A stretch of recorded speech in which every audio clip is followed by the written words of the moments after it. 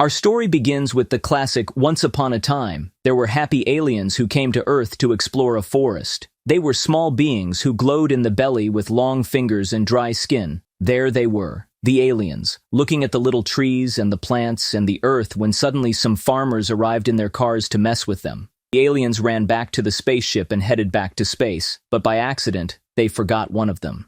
Now, the orphaned alien has to figure out what to do, so he heads down to the houses in California and hides in the shed of one house. Because apparently, suburban California is the go-to destination for lost extraterrestrials. In this house lives a boy named Elliot, who has two siblings, the older Mike and the younger one, a little angel named Gertie. Inside the house, Mike's friends are all nerds playing Dungeons and Dragons, and little Elliot wants to join in but isn't allowed. Eventually, they blackmail him, saying if he goes outside to get the pizza, he'll earn his place at the table. Naive Elliot grabs his glove and baseball, because that's exactly what you need when you're going to greet the pizza delivery guy. The problem is, just as he's about to go inside the house, with the pizza, let's never forget the pizza, Elliot hears a noise coming from the shed, which is strangely the only thing lit up in the spooky, fog-filled yard. As he gets closer, he makes the worst mistake ever. He leaves the pizza on the ground. How could he? Somewhere, a group of teenage mutant ninja turtles are weeping over this wasted pie. All you can get is those 40-year-olds. So how do you win this game anyway? There's no winning. He also tries to be brave and throws the baseball into the shed, and surprisingly, someone, or something, throws it back. Now we see Elliot's terrified face illuminated by the eerie glow from the shed. So he runs back to the house, leaving the pizza out in the yard as if nothing happened. Obviously, little Elliot is scared out of his mind, but no one believes him, and they only ask about the pizza. I can't blame them. I'd be more worried about my dinner than a potential intruder too. In the end, Elliot convinces them, and they all grab knives and head out to the yard, but they only find a strange footprint on the ground, and the pizza completely ruined. R.I.P. Pizza. You were too cheesy for this cruel world. But as they go back inside the house, we see those long, skinny fingers peeking out from the shed doorframe. Elliot can't sleep, so he does what any kid his age would do. He goes out into the woods at midnight with a flashlight to search for the strange being leaving footprints on the ground. Because apparently, stranger danger wasn't a thing in the 80s. Kids these days would just stay inside and post about it on TikTok. Finally, behind some bushes, he discovers the wrinkled, big-headed alien and lets out a scream before running away as fast as he can. Weren't you brave, Elliot? The next day, Elliot rides his bike with some delicious candy because he read online that's what aliens eat, and goes looking for him, but can't find him. Back at the house, the family still doesn't believe him and just changes the subject to something more friendly, like their parents' divorce. Ah, the 80s, when divorce was the go-to topic for lightening the mood. That night, Elliot keeps watch in the yard, waiting for the alien to return. And he does. Now that he's face-to-face with him again, Elliot tries to call his family, but goes mute. The alien approaches him with strange sounds and long fingers and leaves some M&Ms on the blanket.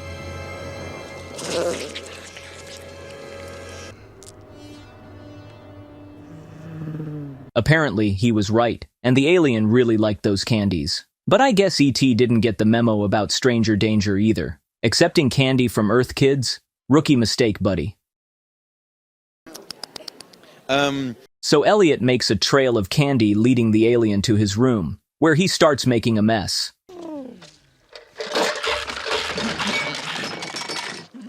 Elliot asks him to be quiet, and it seems the alien understands sign language. Eventually, they both fall asleep and end up going to bed. Meanwhile, some investigators, the same farmers from the beginning, are examining the spot where the spaceship landed, looking for evidence and all that. But instead, they find the candy. The next day, Elliot pretends to be sick to skip school and stay with the alien. He tries to talk to him but realizes the alien can't speak like humans, so he shows him his toys and things and feeds him. In the afternoon, the boy decides to introduce him to his older brother, who is totally freaked out. What they didn't expect was that Drew Barrymore would also walk into the room at that moment, causing chaos.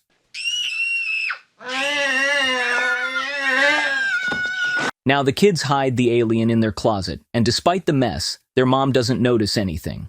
For now, they've saved the situation.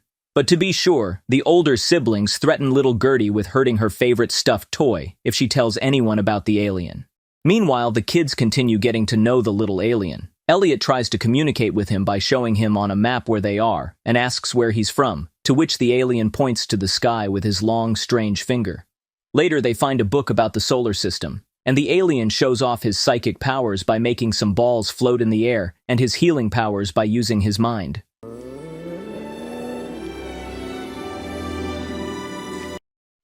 The next morning, Elliot goes back to school and gets teased by the other kids who don't believe a word he says. And to make things worse, they also start picking on Mike. Now you might be wondering, how the heck does the kid's mom not notice an alien in the house? Well, it's simple. In the mornings, the alien hides from the mom by pretending to be a stuffed animal. When everybody leaves, he wanders around the house with Harvey, the pet. But the alien gets too curious and maybe hungry, and heads straight for the fridge for a snack. Instead of food, he accidentally grabs a beer and drinks it like a drunkard. It makes you wonder what kind of parent leaves beers within reach of a little guy, doesn't it? But now, something strange happens. While Elliot is at school, he burps as if he himself just drank a whole can of beer. Apparently, for some reason, Elliot and the alien are connected, and now Elliot is getting a bit tipsy too. Back in the house, the alien is having a blast, drunk, and watching TV, while poor Elliot has to dissect a frog at school. But soon, he loses his mind and embarks on a mission to save all the frogs from their grim scientific fate. The classroom is in total chaos, but since the alien is watching a romantic movie, Elliot decides to play the part of the charming guy and plants a Hollywood kiss on the prettiest girl in class. And yes, things are getting nuts, so they take him to the principal. At home, things are a mess. The alien is in the living room, but the mom is too busy to notice what's going on around her. Gertie starts watching a program to learn the alphabet, and the alien begins to speak too. The mom gets a call from school saying that Elliot is completely drunk and needs to come pick him up. Meanwhile, Gertie continues with private lessons, teaching the alien to talk. They eventually name him E.T. They also discover that E.T. is very smart. He starts building things and points to the sky, making noises like he wants to call home for help. Well, he doesn't say it exactly like that, more like a grrr sound.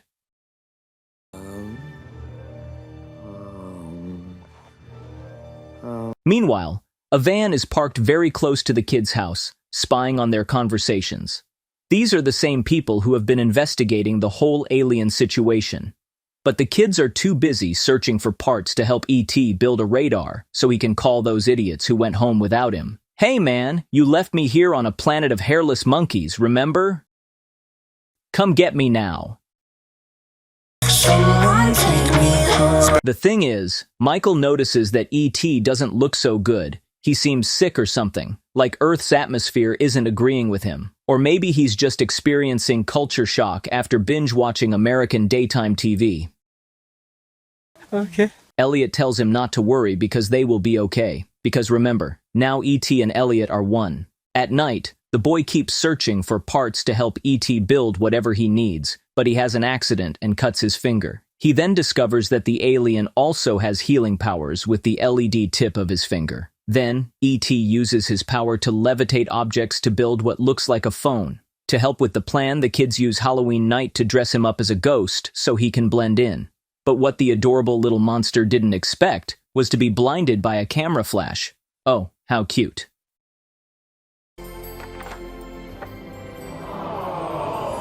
On the way, they run into another kid dressed as Yoda, and E.T. mistakes him for one of his own. And yeah, they do look a bit alike. But no, E.T., this one isn't from your family. Anyway, Elliot and E.T. head into the forest, and here E.T. shows off just how powerful he is by making Elliot fly on his bike like Magneto. While they're soaring through the air, a really cool song plays in the background.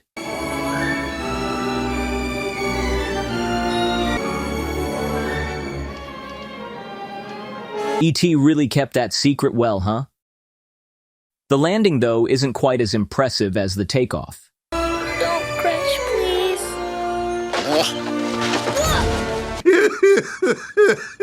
Back at the house, the mom is totally panicked because the kids still aren't home and it's getting really dark. So, she jumps in the car and starts looking for them. With the house empty, those mysterious folks see their chance to sneak in and keep snooping around. It's almost like something out of a spy movie with their suits and all the secrecy. Back in the forest, our heroes get their makeshift device going. It looks like a calculator with colorful wires and a saw blade. It seems to be working and sending out a signal, so everyone's excited. We're all excited. It's working. But let's not get too carried away, because back at the house, those mysterious people have broken in and are snooping around. And seriously, what's that Annabelle doll doing there? Oh my God! Things are getting pretty creepy. Some time has passed, but E.T.'s family still hasn't answered the message. Elliot tries to convince him to stay on Earth and promises to take care of him. But E.T. says he needs to go home because there's no social security for aliens on Earth. They've been out all night, and when Elliot wakes up, he can't find E.T. anywhere. He rushes back home and finds his mom worried sick. She even called the police. The problem is, Elliot is very sick, so he asks his brother to look for his friend. "Run, Mike! Run! E.T. needs you! Run!" Mike speeds off on his bike, but soon realizes that a car is following him, which is pretty suspicious. So, he makes some sharp turns and maneuvers to shake the car off. Things are about to go south because Mike does find E.T., but he's all pale, dry, and sick.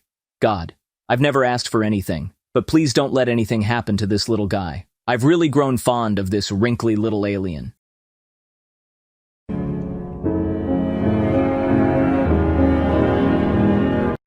Things get even worse as E.T. is dying, and since he's connected to Elliot, Elliot is also in trouble.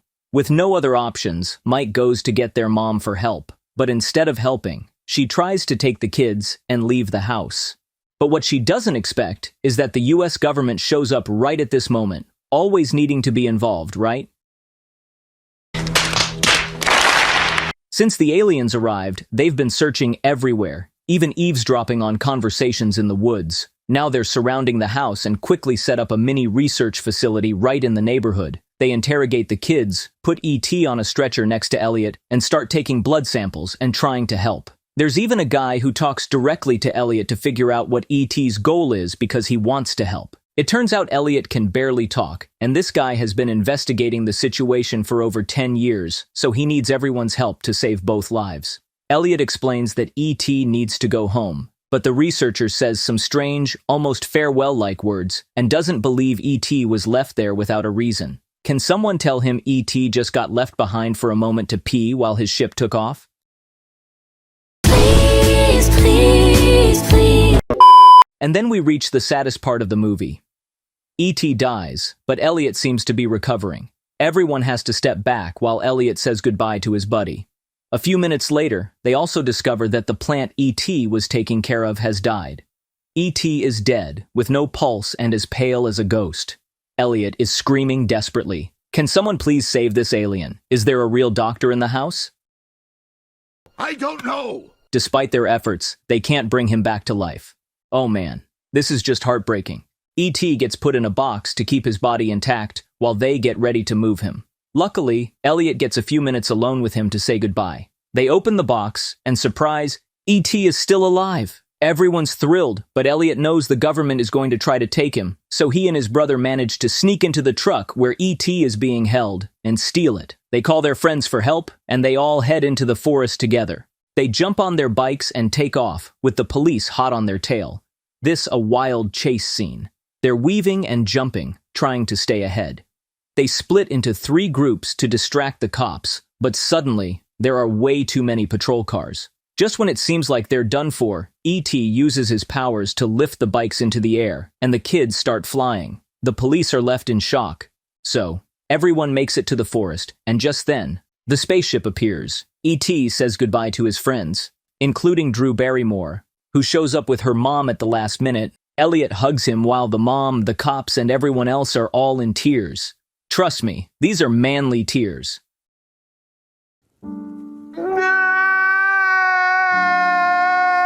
Our hero takes his little plant, boards his spaceship, and the doors close. And just like that, Earth doesn't see the friendliest alien in movie history again. Sure, there have been more aliens like the Transformers, the ones from Arrival and Venom, And why we're here.